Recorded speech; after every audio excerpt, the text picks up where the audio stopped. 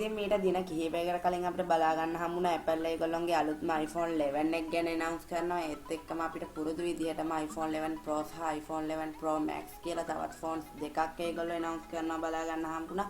ඉතින් අපිට මේ iPhone 11 එකෙන් iPhone 11 Pro සහ iPhone 11 Pro Max එක වෙනස් වෙනවා බලා ගන්න හම්බෙන්නේ. ප්‍රධාන වශයෙන්ම ඒකේ තියෙන screen size වලින් වගේ මේකේ තියෙන price එකේ.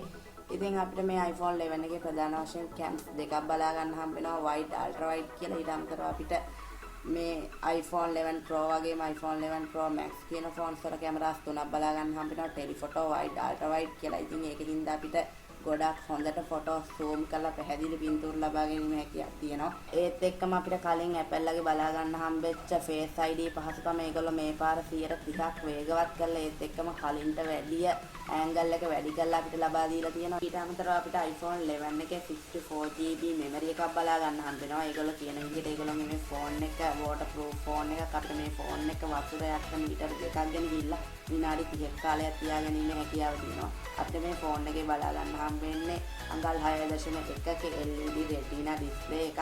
අපිට මේ phone එක colors 6කින් බලා ගැනීම හැකියාව තියෙනවා.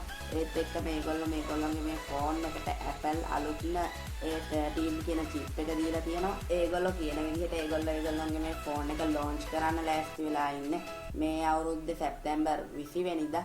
ඉතින් ඕගොල්ලන්ට මේ බලා ගන්න හම්බෙන්නේ Apple ලගේ iPhone 11, iPhone 11 Pro සහ iPhone 11 Pro Max කියන phones වල මිල ගන්න. ඉතින් ඔයාලට මොකද හිතෙන්නේ මේ phone එක ගැන? අනිවාර්යෙන් පල්ලෙන් comment කරන්න. මේ විදිහම තවත් ඉතින් ඕගොල්ලෝ හම්බෙන බලාපොරොත්තු වෙන අතර ඕගොල්ලන්ගේ ඉතින් සමු ගන්න ඕගොල්ලෝ හැමෝටම සුබ දවසක්.